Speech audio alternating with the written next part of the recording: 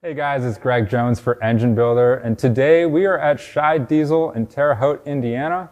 I'm joined by Joe Gasper, and between us here is a super stock triple turbo Billet 6.7 Cummins, and it's our Diesel of the Week.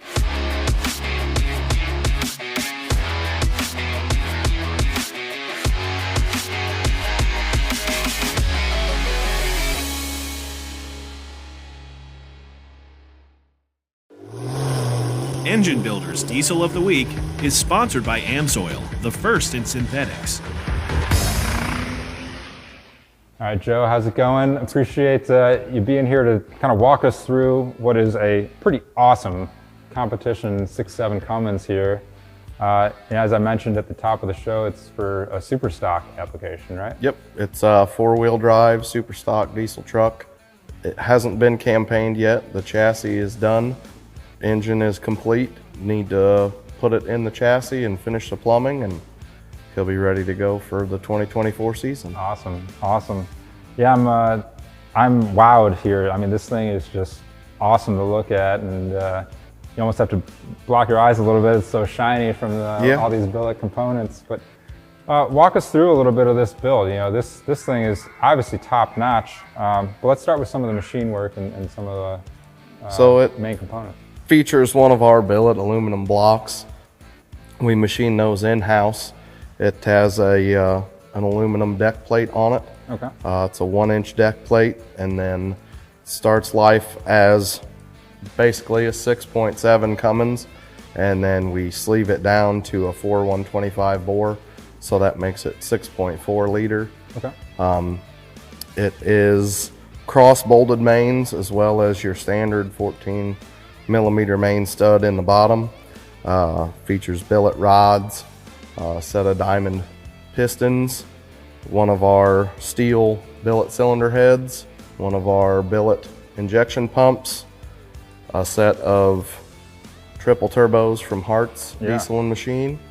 The package itself should make around 3,500 horsepower. I think there's enough turbo there to support about 4,000. Wow. But we normally wastegate them down some to keep it together. Yeah. So Joe, you mentioned the steel billet head. Obviously, you know, you got the aluminum billet heads on other applications. You know, why go for a steel billet on this application? Just for strength. Okay. It's the port and everything is the same as it would be on an aluminum head. We just strictly use this for strength. Okay. And also, I'm guessing weight is less of an issue versus other applications? Well, this class actually is lighter than what we would use an aluminum head on, like one of our pro stock builds, which is just a single 3.6 inch turbo, where we normally use our aluminum head at. But like I said, it's mainly just based only on the strength aspect. Okay. Now, Joe, you mentioned some of the rotating assembly components and what you're using there. How about some of the valve train components and some of the cam, specs? Yep. So it's got a one of our billet cams in it with a Jessel roller lifter. We use trend push rods, Victory valves, PSI springs, the best of the best. Yeah. For a competition engine like this. Absolutely. And then you mentioned the triple turbo setup, which is hard to miss there. Yeah. How about the size of the turbos that you guys are running? So the atmosphere turbos, they are 4.3 inch inducers, and the manifold or the pressure stage charger is 4.1, and it runs a substantially thicker compressor wheel as far as the blade itself to withstand all the heat and pressure from the 2 atmosphere turbos. Okay. And then that gets fed into a Sandridge air-to-water intercooler. Okay. Very good. Now, how about some of the boost pressures that you guys, that your customer might run with the triple turbo setup? Normally, we're around 150 to 180 pounds. If they just want it turned to kill, we can see upwards of 250. Oh, wow. Wow. All right, that's pretty significant. Now, how about some of the intake and exhaust, manifolds and the setup that you're running? So the intake manifold is an individual cylinder,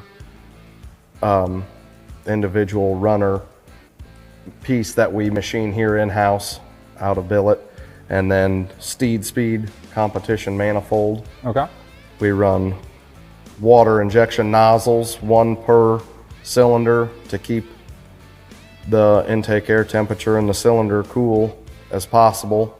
We also have a second stage of water for backups in case EGTs rise too high. We can kick on some extra nozzles to basically drown it out, to cool it off if it gets out of hand. Very good. Talk to me a little bit about the fueling setup. Obviously you got some of your high pressure lines up here that you guys do in-house, which was really cool to see. But talk about some of the fueling and the pump setup. So this is one of our Billet injection pumps. Okay. Starts life as a piece of billet and then uses governor weights out of your standard Bosch or P8600 or P7100 pump. Okay. And then it's a 16 millimeter plunger and barrel, and then it's feeds through our fuel lines, 5/16 lines, into a set of 5x35 injectors. And are those, the injectors are done in-house too, I assume? As well, yep. Okay. Yep, they're a billet body. And then we use nozzle blanks and then burn them to the correct spray angle or whatever spray angle you desire. Yeah. And then hole size as well. Very good.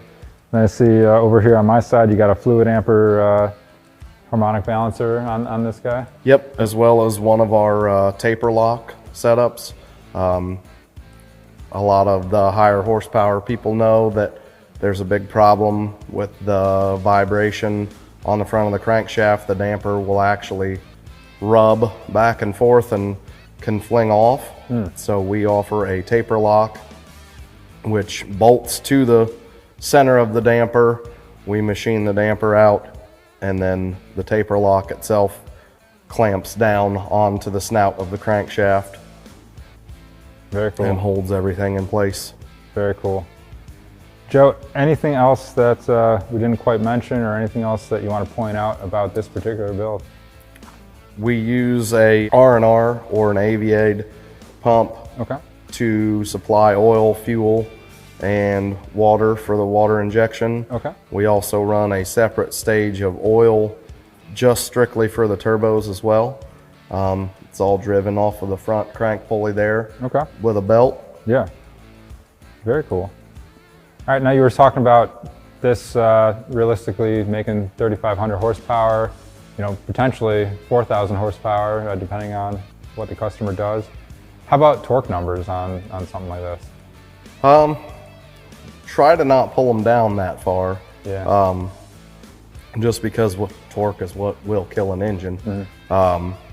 If it makes 3,500 horsepower, it makes 5,000 foot-pounds of torque. At relatively the same RPM. We try to not pull these down below about 4,000 RPM. These will leave the line around 6,000, and then it's just spinning the tires the whole way down. So it doesn't really ever pull itself down that far. Gotcha. Okay. Very cool. Well, Joe, we appreciate you walking us through this super stock Billet Cummins engine. It's, again, really awesome to see this thing, and really showcases everything you guys do here at Scheid, so we appreciate it. Yep, thank you. Guys, that's been this episode of Diesel of the Week. Make sure you're checking out everything that Scheid Diesel has going on here. And as always, make sure you're checking out enginebuildermag.com for more great engine content. Thanks for watching, and we'll see you guys next time.